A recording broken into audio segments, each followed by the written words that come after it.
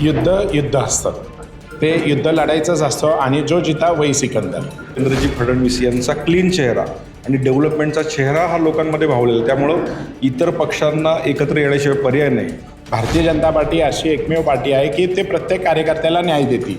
ते जे उमेदवार देतील ते सक्षम असतील. काय काळजी करू नका, आम्ही सगळ्यांना न्याय देणार आहोत. विरोधकांचं म्हणणं असेल भ्रष्टाचार होती तर त्यांनी दाखवावी. पिंपरी चिंचवड महानगरपालिकेची सत्ता काबीज करण्यासाठी म्हणून आपण बघतोय की भाजपने आतापासून तयारी सुरू केली आहे. अर्थातच आचारसंहिता लागल्यानंतर आता इच्छुक उमेदवार जे आहेत ते अशा पद्धतीने मोठी गर्दी करत आहेत आणि 128 जागासाठी आत्ता इथेच आपल्याला दिसते की 100पेक्षा अधिक सगळे हे इच्छुक उमेदवार आहेत. त्यापेक्षाही जास्त म्हणजे जवळपास 2000 इच्छुक उमेदवारांनी भाजपकडनं अर्ज घेऊन गेलेले आहे. त्यामुळं मोठी संख्या जी आहे ते भाजपकडे दिसते आहे आणि एकंदरीत हे सगळे भाजपचे शिलेदार आमदार आणि ज्यांच्यावर या सगळ्या निवडणुकीची भिस्त आहेत ही सगळी मंडळी आत्ता आपल्यासोबत आहेत. सगळ्यात आधी आपण शहराध्यक्षांकडे जाऊया. मोठा विश्वास टाकलेला आहे पक्षांनी, स्वबळाचा नारा दिला आहे आणि अशा परिस्थितीमध्ये काय उत्साह दिसतो, काय विश्वास आहे? आपण पाहिलं असेल की आत्तापर्यंत पिंपरी चिंचवड शहरामध्ये भारतीय जनता पार्टीकडे इच्छुक म्हणून ज्यांनी उमेदवारी मागितली असे 850 जण आहेत. त्याच्यामध्ये भारतीय जनता पार्टीचे सगळे नगरसेवक, पदाधिकारी, कार्यकर्ते, इतर पक्षातलेही काही लोकांनी आमच्याकडं फॉर्म घेऊन गेलेत आणि त्यांनी उमेदवारी मागितलेली आहे. त्यामुळे उत्साहाचं वातावरण आहे आणि आगामी महानगरपालिकेमध्ये या राज्याचे मुख्यमंत्री आदरणीय देवेंद्र फडणवीस येथील जनतेचा विश्वास आहे की जे उमेदवार देतील ते सक्षम असतील आणि त्या उमेदवारांच्या पाठीमागं येथील जनता असेल.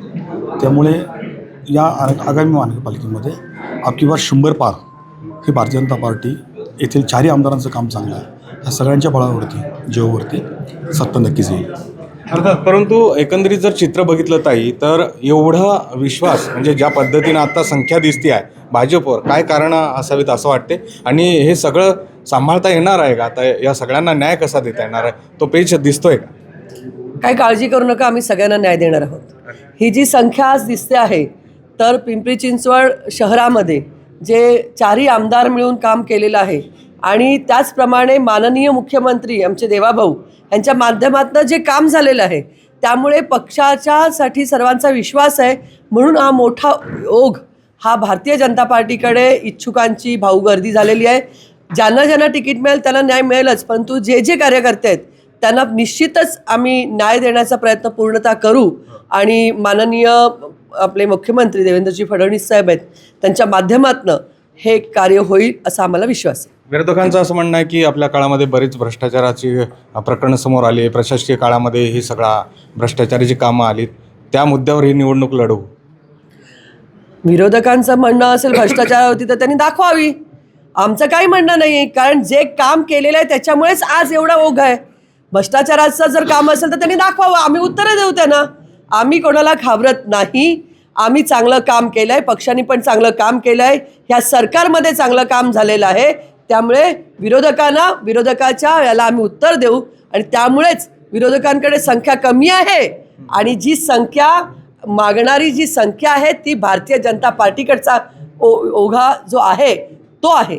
त्यामुळे विरोधकांना त्यांच्या वेळेला अर्थात, परंतु हे सगळं सुरू असताना आपले काही नगरसेवक देखील आता राष्ट्रवादीमध्ये कालच गेले, आणखीही जाता आहेत.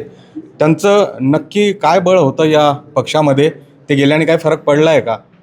निश्चितच नाही. जे कोणी कार्यकर्ते भारतीय जनता पार्टी सोडून गेलेले आहेत त्यांना कल्पना आली आहे की त्यांना संधी दिली. भारतीय जनता पार्टी अशी एकमेव पार्टी आहे की ते प्रत्येक कार्यकर्त्याला न्याय देते.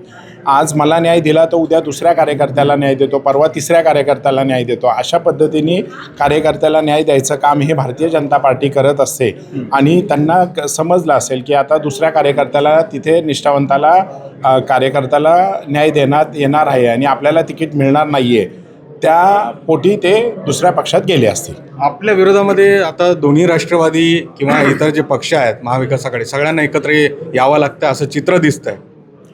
कारण भारतीय जनता पार्टीचा जो विश्वास आहे तो खऱ्या अर्थानं लोकांमध्ये संपूर्ण पसरलेला आहे. माननीय मोदीजींनी केलेलं काम तळागाळात पोचलं आहे आणि माननीय देवेंद्रजी फडणवीस यांचा क्लीन चेहरा आणि डेव्हलपमेंटचा चेहरा हा लोकांमध्ये भावलेला आहे. त्यामुळं इतर पक्षांना एकत्र येण्याशिवाय पर्याय नाही. परंतु पुढचं व्हिजन डेव्हलपमेंट आणि पिंपरी चिंचवडचा विकास हा भारतीय जनता पार्टीच करू शकते हे जनमानसांना सगळ्यांनाच माहिती असल्यामुळं कितीही विरोधक एकत्र आले तरी या ठिकाणी 100 पार ही 100% होईल. अर्थात, परंतु निवडणूक मैत्रीपूर्ण होईल असं फडणवीस सर म्हणालेत. स्थानिक लेवलवर तुम्हाला कसं चित्र दिसतंय? निवडणूक ही मैत्रीपूर्ण होईल असं या राज्याचे आदरणीय मुख्यमंत्री देवेंद्र फडणवीस सांगितलेलं आहे.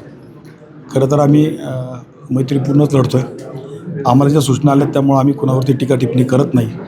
भारतीय जनता पार्टीचं काम काय आहे हे सांगण्याचंच काम खरं तर आम्ही जनतेपर्यंत नेतो आहे आणि त्याच प्रकारे सगळे आमचे सक्षम उमेदवार असल्यामुळे आम्हाला वाटत नाही की याच्यामध्ये काय अडचण येईल. शेवटी ही लढाई आहे, सत्तेची लढाई आहे. निवडणूक मैत्रीपूर्ण होणार आहे असं दिसतंय. युद्ध असतं, ते युद्ध लढायचंच असतं आणि जो जिता वही सिकंदर. ताई, तुमचे काय म्हण? जो जिता वही सिकंदर. आणि हे बघा, राजकारण आहे आणि ज्या वेळेला लढायला जो व्यक्ती उतरतो तो लढवय्या असतो आणि तो त्याच्या लढवय्या असल्या कारणाने तो त्याच पद्धतीने लढेल. त्यामुळे जो सामने आहे त्या एका मुद्द्यावर तुम्ही बोलू इच्छितात की सगळे एकत्र येत आहेत, पराभव दिसतोय म्हणून एकत्र येत आहेत का त्यांना अपरिहार्यता दिसते, काय असं वाटतं? आता त्यांना तुम्हीच उत्तर देताय माझं की त्यांनाच पराभव समोर दिसतो आहे. कारण भारतीय जनता पार्टीचं काम, माननीय मुख्यमंत्र्यांचं काम आणि आमच्या सर्व आमदारांचं काम, ह्याच्यामुळे त्यांना आता भीती वाटायला लागली की आपण एकटंच रडलो तर आपण निवडून येऊ शकत नाही. त्यामुळे त्या भीतीपोटी ते एकत्र येत आहेत. त्याचं उत्तर त्यांना जनता देणारच आहे आणि आम्ही देऊ. अर्थात, त्यामुळे आपण बघतोय की भाजपची ही ताकद आहे आणि ज्या पद्धतीनं आता सगळ्या या भाजपनी या निवडणुकीची तयारी केलेली आहे. आगामी काळात कळून येईल की जनता नेमकी कौल कुणाला देईल. त्यामुळं हे युद्ध आहे आणि युद्धासारखंच आम्ही ते लढणार आणि जिंकणार असा विश्वास भाजपच्या या नेत्यांकडनं दाखवला जातो आहे. सुरेश पाटील, गोविंद वाकडे, न्यूज 18 लोकमत, पिंपरी चिंचवड.